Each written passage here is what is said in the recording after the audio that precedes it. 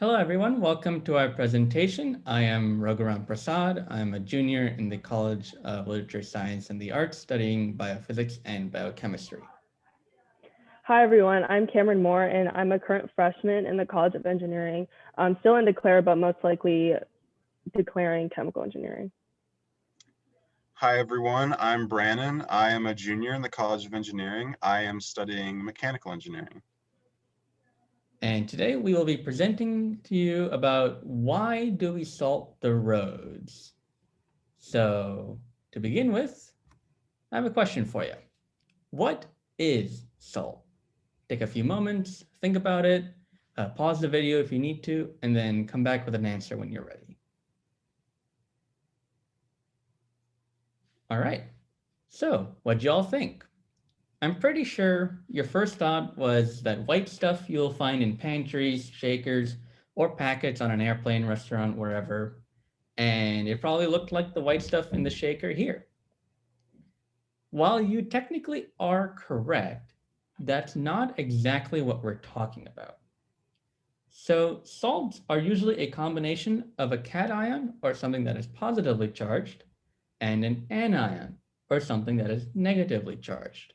For example, the salt that you all probably think about, table salt, is sodium chloride, or NaCl. However, in water, it exists as a positive sodium cation, and a negative chlorine anion. And on the roads, they use a different type of salt. Usually they use one of two types of salt.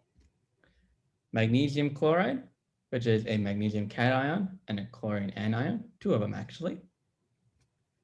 Or calcium chloride, one calcium cation, two chlorine anions.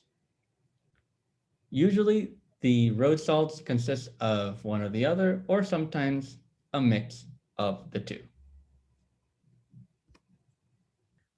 So when we see ice, we're essentially seeing water. Ice is the solid form of water. This means that the water molecules are packed together tightly in order to form a strong structure. Here is a cartoon representation of that in effect. While obviously there are more than 7 water molecules in ice, this is just a representation of those molecules being together. When the temperature drops below 32 degrees Fahrenheit, or what we know as the freezing point, these water molecules don't move very quickly, and again, they start aggregating together and bonding using a certain type of interaction called hydrogen bonding. However, when you add salt to water, those positive and negative things called ions start interrupting that hydrogen bonding between water molecules. Since these ions are disturbing the interactions between the water molecules, those water molecules cannot form that solid structure that is characteristic of ice, and as a result, we see the ice melting on the roads, on surfaces, and elsewhere.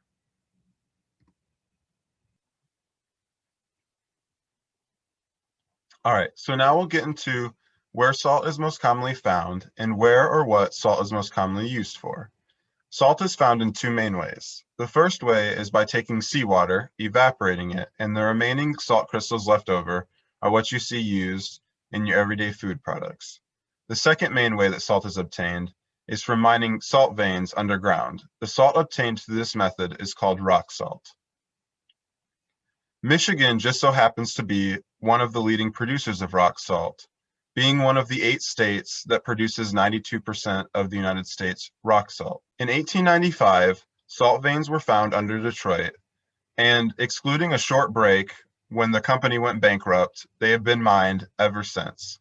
Detroit actually was the first city to ever salt its roads. As you know from the previous slide, salt is a great ice deterrent as it lowers the freezing temperature of water, but it is also seen used as a dust suppressant, as it is able to hold on to water in the soil and keep dust from forming. Now we'll talk about the environmental implications that the increased uses of salt has had over the last few years. The first main issue we have seen from the increased uses of salt is the onset of physiological droughts. Physiological droughts occur when water is present in an environment, but it is unobtainable by the plants and animals in that environment. In the case of salt, the high ionic concentrations in the soil hold on to the water and make it difficult for plants to absorb it through their roots. With the increased usage of salt, we have also seen an increase in waterway chloride levels. Chloride is toxic to aquatic animals, and as of 2020, 40% of urban streams in the US already exceed safe guidelines for chloride levels for aquatic animals. Salt can also speed up corrosion rates. Salt solutions are electrolytes, meaning they contain many free ions. These free ions can react with iron and other metals to speed up their rusting process and increase the rate at which oxidization occurs. And lastly, we're going to end off the presentation with some fun facts and statistics about salting the roads. So if you were to take a guess as to how much salt we use in America per year, how much would you say?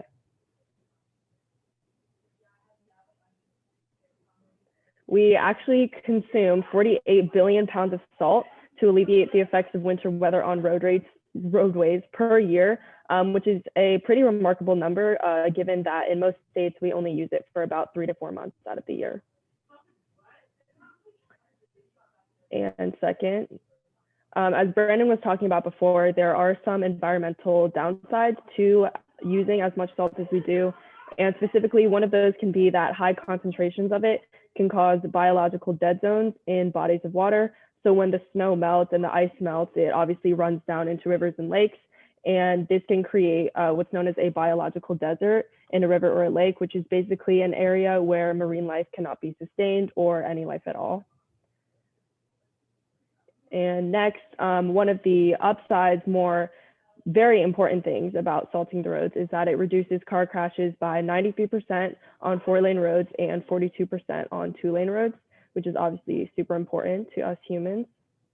And lastly, the United States Salt Belt is made up of these states in red. And going back to the first bullet point, those states alone consume those 48 billion pounds of salt. So that's all we have for you guys today. Thank you for listening. And for some closing remarks, we just want to emphasize how important STEM is to the world as a whole and how many things there are for you to go into. There's a countless number of fields that you can study in, and there's a countless number of career paths that you can take. And specifically, if any of these topics that we have discussed today have interested you, even just a little bit, maybe consider looking into chemistry, biochemistry, or even chemical engineering or bioengineering. And again, those are just 4 of the hundreds, even thousands of numbers of things that you can do in STEM. I echo Cameron's sentiments exactly. And if you do decide to go into any STEM field, whether it be chemistry or engineering or whatnot, and you decide to go to an institution or university, be it the University of Michigan or elsewhere, make sure to keep your head up, make sure to stay focused on what you do, and above all, be sure to have some fun in what you're truly interested in, because you'll only be able to finish what you've started if you actually want to do it and have fun with it. And with that, thank you for listening to our presentation.